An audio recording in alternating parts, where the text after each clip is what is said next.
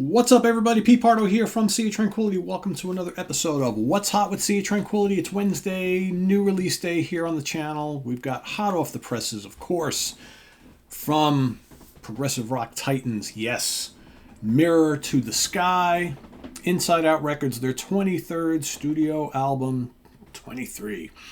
This follows up The Quest from just a couple years ago in 2021. All right, which of course follows up a couple other, controversial albums. Heaven and Hell, 2014. Fly From Here, 2011. Right, got Magnification, 2001. The Ladder, late 90s. Those have all been the most recent ones. Open Your Eyes before that, 97. I have been fairly hard on Yes in recent years, and I don't think I'm the only one. We want Yes to sound like the Yes of old, and that's kind of tough nowadays because you've got such a, the lineup has been changed quite a bit. We lost Chris Squire. We lost Alan White. John Anderson hasn't been in the band in quite some time, right? You got John Davison on lead vocals for the last couple albums, right? He's done a good job. He sounds a lot like John Anderson, right? Got Steve Howe, of course. Got Jeff Downs on keyboards. Got Mr.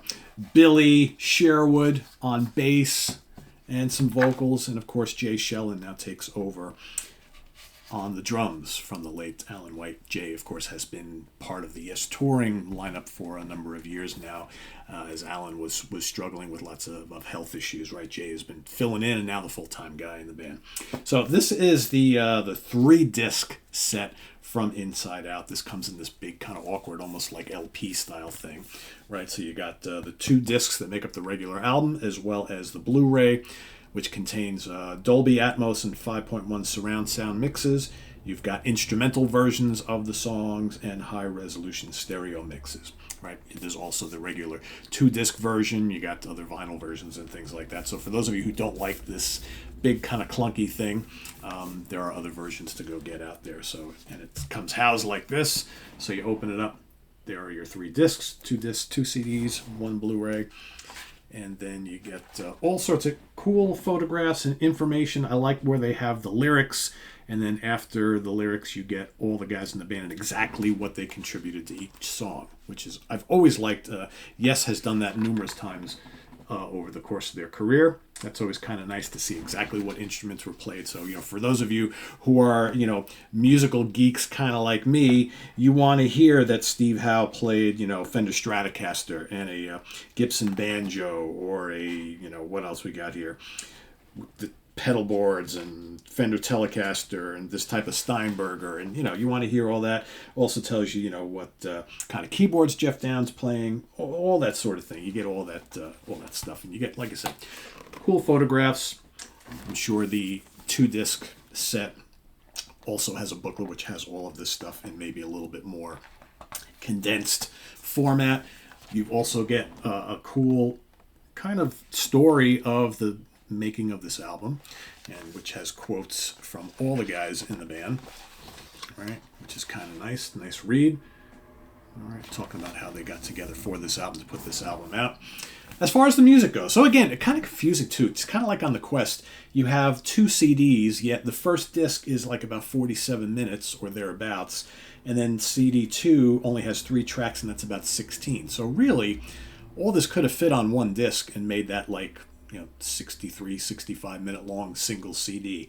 I don't understand why some bands do this, and Yes has now done this a couple times, where you could fit everything on one CD. This makes more sense. But, maybe they wanted to do this big lavish package, and I guess I get it. For me personally, it just seems kind of strange to do that. But as for the songs, you've got 9 new tracks. Now, for Yes fans of old, you'll be happy to know there are a number of extended pieces here, extended longer than 5 or 6 minutes, right? You get Cut from the Stars, which is 5.5 minutes long. That's the opener. Pretty vibrant song, right? Sounds like Yes. Got little jangly bits here and there. It's very pleasant. John's vocals are, breezy and sounding like he normally does. So, from a vocal perspective, you get a lot of those Yes harmonies, and he sounds like John Anderson. So even though it's not, kind of sounds familiar. The next track is All Connected, 9 minutes and change. That's okay, right?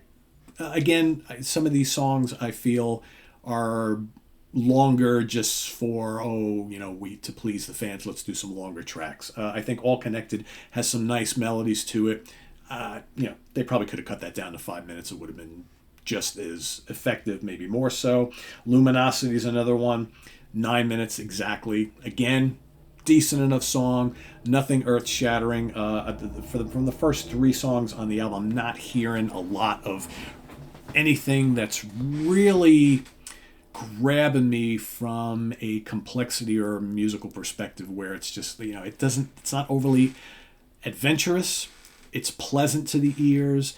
Reminds me a lot of what we've gotten from Yes over the last 10 years or so, right? Not terrible, not overly memorable, and not ultimately grabbing my prog sensibilities all that much. However, Living Out Their Dream, which is just under 5 minutes long, that's really cool. It's up-tempo. There's all these neat little things that Steve Howe is doing. There's some really interesting bass playing from Billy Sherwood throughout the whole album. He, of course, was very, very tight with Chris Squire. I know he loved Chris Squire to death. And, sorry, I shouldn't say that. He loved Chris Squire very dearly. They were really good friends. I know he was a huge influence on Billy.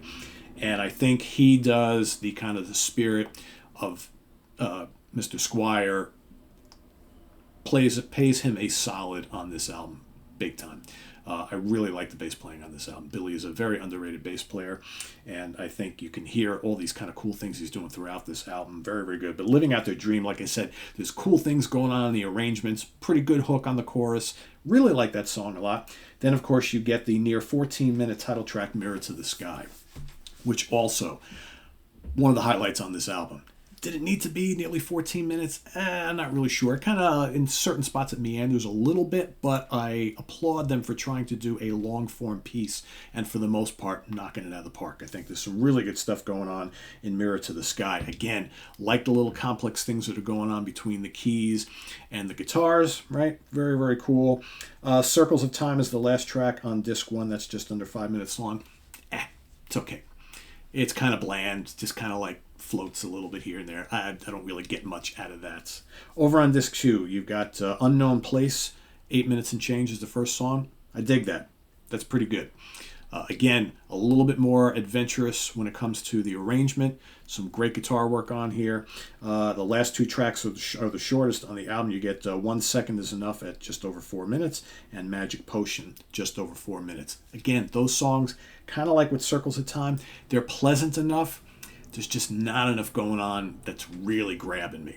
So a couple other observations I want to make is that as you look through the booklet and you take a look at all the instruments that Mr. Downes is playing, most of these tracks he's playing organ and piano.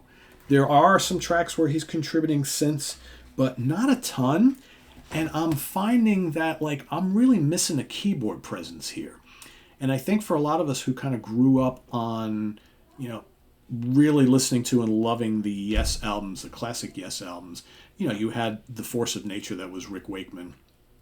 And then for the one album, you had Patrick Moraz, right? We're used to hearing, in addition to great guitar solos and bits from Steve Howe, we're used to having all that kind of acrobatic stuff and flashy stuff going on with whoever's playing keyboards.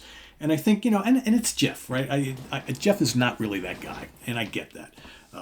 It's very similar in Asia too. Jeff is more of a adding color and textures type of player, and I totally understand that, totally get it, and all that stuff is fine on here. But I'm wanting a little bit more, and it's and don't get me wrong, I love organ next as much as anybody, as you well know. But in Yes, I want to hear more synths. I want to hear a little bit more lines going on, unison things happening between him and Howe, a little bit more exchanges going on. And there's just not enough of that for me. It sounds good. It's a very well-produced album. It's very pleasing on the ears. So there's that. Okay, I want a little more from Jeff.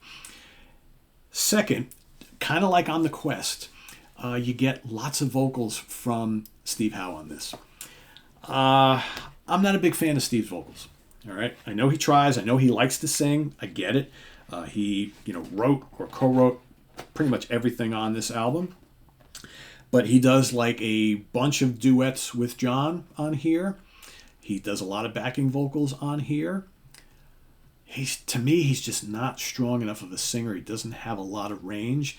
And the good thing is, I think the way they have him mixed on this album, it's not as glaring as it was on The Quest. For me, when he was doing lead vocals on The Quest, it was like, oh, all right.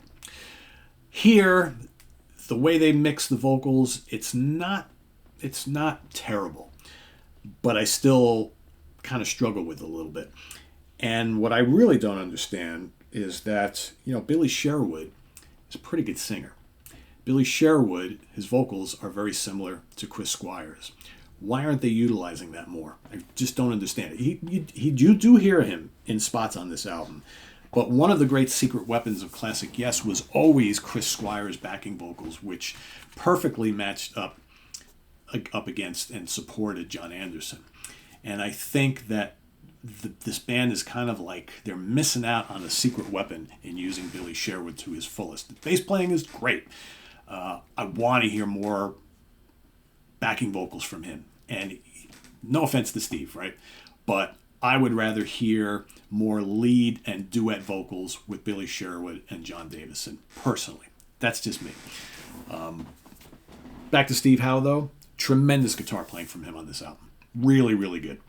I think if it hasn't been obvious already from the last couple of albums, Steve Howe is your de facto guy in Yes now. He is the driving force behind this band. He is writing or co-writing all the songs. He's playing all sorts of different guitars and adding lots of great guitar work on these albums. You can't say any of these albums haven't had great guitar work from Steve Howe. But at the same token, now all of a sudden he's wanting to sing more. Your perception is how great, good or bad you'll think that is. Personally, I would like to hear him sing it a little less. I would like to hear more of Billy Sherwood. John Davison sounds perfectly fine. He sounds like he normally does, right? He scratches that itch for John Anderson. That's what you get.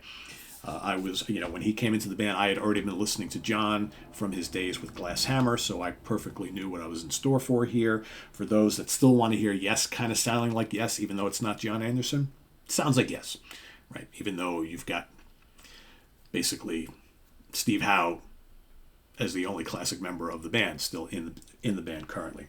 So it's Yes in name. For many people, without John Anderson, without Chris Squire, without Alan White, and just Steve Howe, it's not really Yes anymore. I get all that, but here's what it is. So as far as my perception of this album, like I said, I really like Cut from the Stars, Living Out Their Dream, Mirror to the Sky, and Unknown Place.